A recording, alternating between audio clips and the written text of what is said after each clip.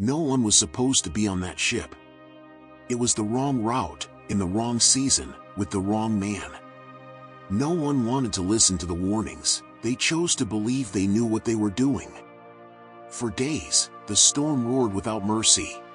The gods? Silent. But something far greater was stirring beneath the chaos. A chained prisoner, a silenced message, an island not found on any map. Serpents, bonfires, people who see but don't understand. What looked like the end was the beginning of something unexplainable. If you think you know this story, think again, because what happens at the end changes everything, and you need to see it with your own eyes. The decision had already been made. Paul, the man who set crowds ablaze with his words and challenged empires with his letters, was now a prisoner, and not just any prisoner. A Roman citizen, with all the rights that status implied, appealing directly to Caesar. The empire's justice system accepted the request, but the path chosen to take him to Rome seemed anything but just. Instead of a safe escort over solid ground, he was cast into the sea. In the middle of autumn, outside the regular sailing season, he was placed on a merchant ship, fragile and overloaded. And he wasn't surrounded by diplomats, he was chained among common criminals, a decision that was, at the very least, suspicious. Julius, the centurion in charge of the mission, seemed more soldier than inquisitor. His calculating eyes and battlefield-hardened authority left no doubt that ship, now, was an extension of Rome. Yet even among the prisoners, Paul was not alone. A man named Aristarchus, a quiet Macedonian, shared with him the uncertainty of the route and the risks of the journey. Since departing from Sidon, the signs were unmistakable. The winds were erratic, the route diverted. Delays became unavoidable, nothing cooperated. It was as if the heavens themselves opposed the voyage, as if some invisible force pushed against every sail, slowed every attempt to move forward. The sea hadn't roared yet, but it was already whispering. The crossing had barely begun, and tension was already visible in the sailors' eyes. The sound of ropes straining in the wind, the hull creaking under the weight of the cargo, everything felt on the verge of collapse, and on that damp deck, surrounded by crates and curt commands, one man knew this journey would be anything but calm. The sky was still overcast when the ship anchored at Fair Havens. The name suggested safety, but reality said otherwise. The cove was shallow, poorly shielded from the winter winds. Seasoned sailors furrowed their brows, soldiers fidgeted with their weapons, but there was urgency. The season was advancing, time was running short, and every idle day meant loss of cargo, loss of profit. On deck, Paul stood, not as a prisoner, but as someone who had read the invisible signs. With firmness and without a hint of threat, he spoke. This voyage will bring disaster and great loss, not only of the cargo and the ship, but also of our own lives. The air froze for a moment, but who would listen to a chained prisoner in front of armed men? The decision that followed didn't come from conviction, but from convenience. The ship's captain, pressured by the vessel's owner, chose to trust in the illusion of a gentle breeze. It wasn't much, but it seemed good enough, for now. There was silence, no debate, just dry commands, sails hoisted, and eyes that avoided the horizon. Fair Havens was left behind, and with it, the last chance to avoid disaster. As the vessel glided across waters far too calm for the season, the real danger had already come aboard. There was no storm yet, but that disobedience was already stirring the first waves. For a brief moment, the sea seemed to have made peace with the sky. A gentle breeze blew from the south, and with it came relief, or the illusion of it. Faces relaxed, the captain believed the tension had passed, the ship's owner counted his future profits, even the soldiers let down their guard. But it was in that very moment that the sky sprung its trap. That force gave no warning, the Euroclydon. Like an invisible fist, it tore through the heavens and hurled itself onto the ship with merciless fury. Control was lost within minutes, no sail could hold, no rudder would respond. The sea stopped being a path and became a grave, and no one was ready. The island of Clauda appeared as a blur, and out of instinct they tried to brace the hole with ropes. They tied the ship from underneath in a desperate attempt to keep it from breaking apart. They began throwing overboard whatever added weight: crates, tools, food, hope. The deck turned to chaos, orders were drowned by shouting, the eyes that once held confidence now searched for any direction that didn't end in the abyss. For days, neither sun nor stars could be seen, only liquid darkness. No one knew where they were, or if there was anywhere left to go, and in the center of that panic, Paul stood up. Now, every word he spoke carried more weight than all the cargo tossed into the sea. "Do not be afraid," he said, his voice cut through the thick air like a blade. "Not a single life will be lost, but the ship will be destroyed." It wasn't comfort, it was a harsh loss, and yet, the only hope left among the wreckage. It wasn't the wind that betrayed them, it was the calm that deceived them. That false sense of safety was only the cunning pause before the terrible breaking point ahead. The misfortune wasn't just the ships, it was the collapse of certainty itself.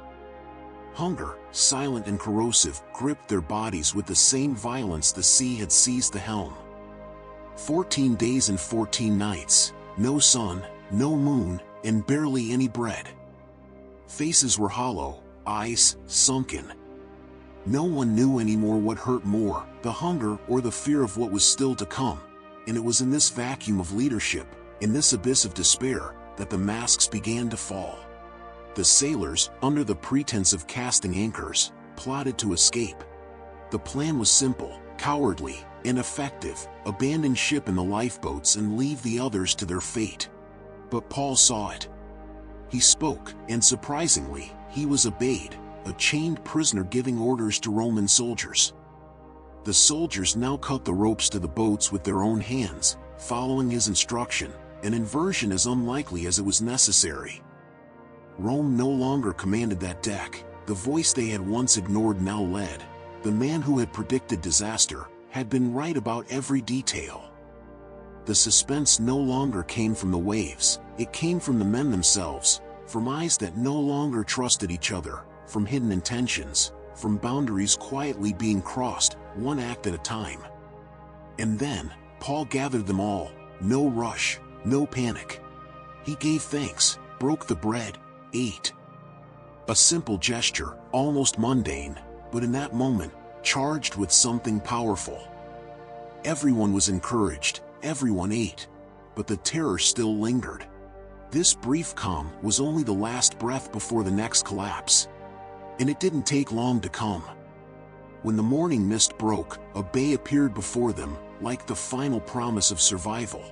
It was now or never. With the vessel already adrift, they cut the anchors, let the sails loose, and surrendered to the current. The plan was simple: run the ship aground before the sea made the decision for them. For a moment, it looked like it would work. The bow struck solid ground, but the stern, the ship's most vulnerable point, began to break apart under the pounding waves. With splintered, screams mingled with the cracking of the hull. It was the end, but not the one they expected. Faced with the chaos, the soldiers considered the unthinkable: killing the prisoners, a brutal, cold solution to keep anyone from escaping in the confusion. But Julius, the centurion who had watched, listened, and perhaps begun to believe, intervened. Because of Paul, not a single person would be harmed. The order was given: those who could swim, jump. The others, cling to whatever was left of the ship: planks, barrels, fragments of what had been their only shelter.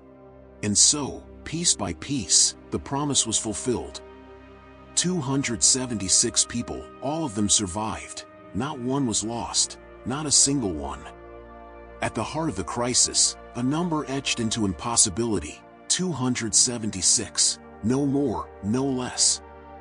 It wasn't coincidence, it was a hidden message among the wreckage, because before its spares, the sea tests, and in that moment, every life was counted, every breath preserved, not to prevent the end, but to prove that control was never in human hands.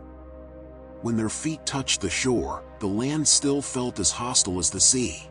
No map acknowledged that place. To Rome, it was just another nameless island, but to those who had shipwrecked, it was an unnamed miracle, and to the locals, barbarians in the eyes of the empire, it was home, a home that, on that day, knew how to welcome. It rained, the cold cut through them. Their bodies trembled, exhausted and crusted with salt.